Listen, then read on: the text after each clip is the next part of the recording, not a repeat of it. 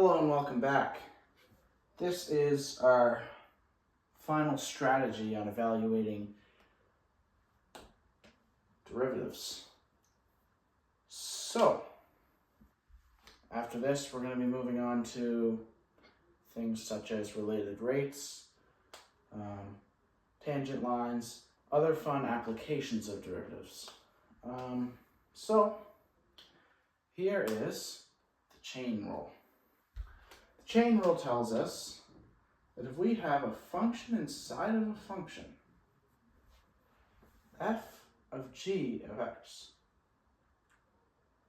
then we can differentiate it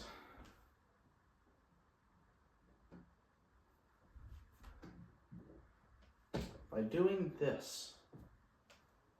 First, we're going to differentiate the outside function, and then we're going to times it by the derivative of the inside function. This has got to be one of my favorite things ever in calculus. Right? There's a lot of things, but let's look at some examples. The derivative with respect to x of sine of x squared. What's our outside function? Sine. What's our inside function? X squared. So, what's this? Cosine of x squared times, what's the derivative of x squared? We've done this one plenty of times. That's just 2x. Easy peasy. There's really no tricky ones that we could do with this. It's just this.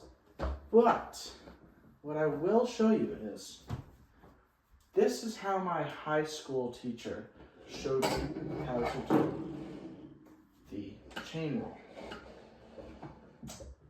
When I started university, and in my first term, which I'm talking about like was a very long time ago, but it's actually just a few months ago, he actually showed me a different way to look at the chain rule. And so what that was is that if we let f of g of x equal y, and g of x equal u, we can find dy dx to equal dy du times du dx, which is exactly what that is. But I think it's a much better way to look at it because we can see why this happens, because obviously if these are canceled, you get dy over dx once again. Easy peasy. And so let's just do another one with that one. And that also shows us that we could have dy over du times du over dw times dw over dz times dz over dx.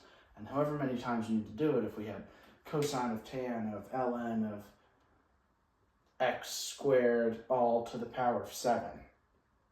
That'd be a really hard one, but not really when you think of it that way. You can think of it this way too, but I like the other one. Totally up to you though. But let's take a look at a different one. Sine of cosine of x. So our u is cosine of x. Our y is just that. Dy over dx equals dy over du times du over dx equals derivative with respect to u of y, which is sine of u, times, what's our u? Cos x, derivative with respect to x of cos x. And this is going to give us cos of u times negative sine of x.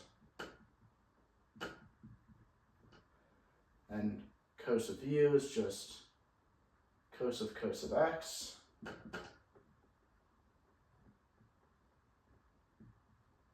we're going to bring this negative out, sine of x. So the negative cos of x times sine of x. And well, that is the chain rule. That's all there really is to derivatives.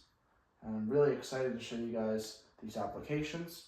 Most importantly, get into the very last application of derivatives, the antiderivative. Very fun new concept in calculus that opens up the world of calculus 2 and calculus 3 and even differential equations, which hopefully I will get to show you guys sometime in the future. Thanks for watching.